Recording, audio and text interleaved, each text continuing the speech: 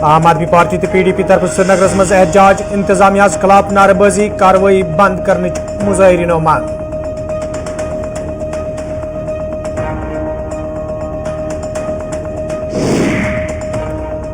तो जम्मू मज रहबर खेल वस्तादन हंद एहतजाज बदस्तूर जारी इंतजामिया खिलाफ नारेबाजी इंसाफ फराहम करने मुजाहिरीनो मांग।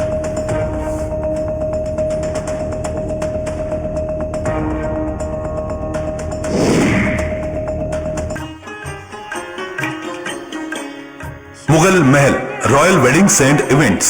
तेरा मेरी जिंदगी में यूं आना, निकाह मगर कहाँ? शहर श्रीनगर के पॉश एरिया राजबाग में मुगल महल, जहां बारात और सैकड़ों मेहमानों की मेहमान नवाजी के लिए जदीद तर्ज पर सजाए बैंक्वेट हॉल्स में रिवायती तरीके पर त्रामियों में लजीज वाजवान के अलावा बफे का भी मुकम्मल इंतजाम है। मेजबानों के लिए भी आली शान रिहायशी सहूलियात दस्तियाब हैं। आइए आप भी अपने चहेतों की शादी मुगल महल में शाही अंदाज में अंजाम दें। आने वाले सीजन के लिए बुकिंग जारी। राबिता करें 9797565000 पर। Mughal Mahal, convent links, link number 1, Rajbagh, Srinagar. तो नाजरीन पेश खबरन तफसील। कांग्रेस पार्टी हिंद सीनियर लीडर तो लोकसभा मेंबर राहुल गांधीन प्रेसिडेंशियल एड्रेसस हवाले लोकसभा मज कत करान वोनमुत ज़ भारत जोड़ो यात्रा दौरान लूको तरफ कया मसल वतलावना आय, ताहम प्रेसिडेंशियल एड्रेसस मज यमन मसलन हवाले कह कत करना आमज। सर स्पीकर सर, प्रधानमंत्री जी ऑस्ट्रेलिया जाते हैं और जादू से State Bank of India $1 billion loan Adani ji को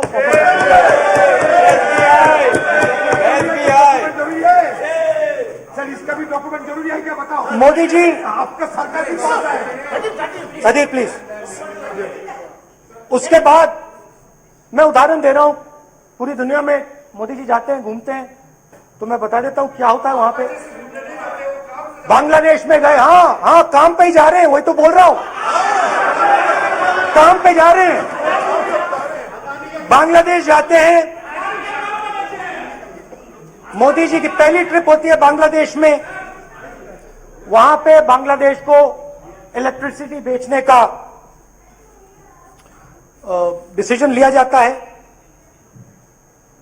कुछ ही दिन बाद बांग्लादेश पावर डेवलपमेंट बोर्ड 25 साल का कॉन्ट्रैक्ट अदानी जी के साथ साइन कर देता है। 1500 मेगावाट इलेक्ट्रिसिटी का कॉन्ट्रैक्ट अदानी जी। चलिए वहां से श्रीलंका चलते हैं।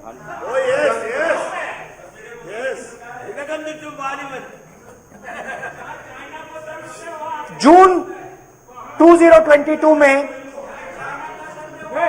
Chairman of Sri Lanka Ceylon electricity board MMC Fernando informed a parliamentary committee in Sri Lanka in open hearing that he was told by President Rajapaksa that PM Modi pressured him to give the wind power project directly to Mr. Adani.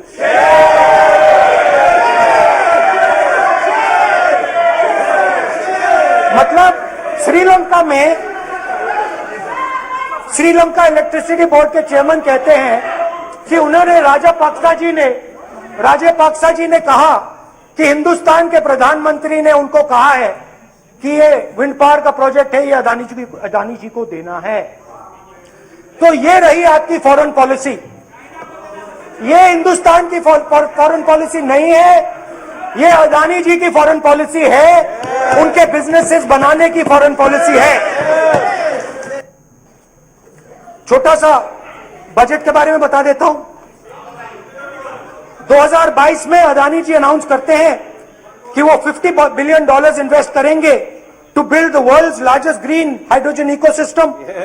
और इस budget में BJP की सरकार निर्मला सीतारमण जी कहती हैं हम green hydrogen के लिए बहुत ह्यूज इंसेंटिव्स देंगे, 19,700 करोड़ रुपए हम ग्रीन हाइड्रोजन के लिए देंगे, मतलब अदानी जी को देंगे। बजट में अदानी जी के लिए 50 नए airport, coastal shipping, horticulture, grain storage, ये सब काम आप कर रहे हैं। तो मेरे सिर्फ कल प्रधानमंत्री जी कल भाषण देंगे, मेरे उनसे 2-3 छोटे से सवाल हैं। मेरा प्रधानमंत्री जी से 2-3 सवाल है।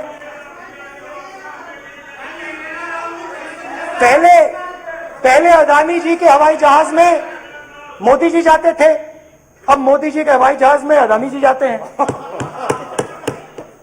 पहले लोकल मामला था, फिर नेशनल मामला हो गया, उसके बाद इंटरनेशनल मामला हो गया। अदानी जी के लिए बोरिस जॉनसन का बेटा काम करता है, आपको पता नहीं मालूम है या नहीं मालूम? भाई सॉरी, नहीं बेटा भी, भाई काम करता है। तो ये मामला पहले गुजरात का मामला था, फिर ये हिंदुस्तान का मामला हुआ, अब ये इंटरनेशनल मामला हो गया है। तो मेरा सवाल प्रधानमंत्री जी से, और सिंपल सवाल है, प्रधानमंत्री जी आपकी फॉरेन ट्रिप्स पे अदानी जी और आप कितनी बार एक साथ गए? Adani ji, how many times did you travel together with Adani ji? How many times did Adani ji join you later on a visit? How many times did Adani ji travel to a country immediately after you did? And in how many of these countries after you visited did Adani ji get a contract? Also an important question, जरूरी सवाल, अदानी जी ने BJP को पिछले 20 साल में कितने पैसे दिए हैं?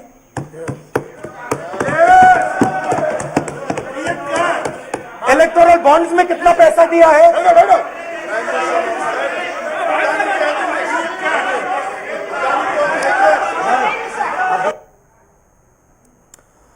मुतल उधमपुर में आज जम्मू कश्मीर अपनी पार्टी तरफ कन्वेंशन साज कर आमुत यथ पार्टी सरबराह मोहम्मद अल्ताफ बुखारी तो दोम लीडर अलाव वर्करन हंद बड़ तादाद शिरकत कर।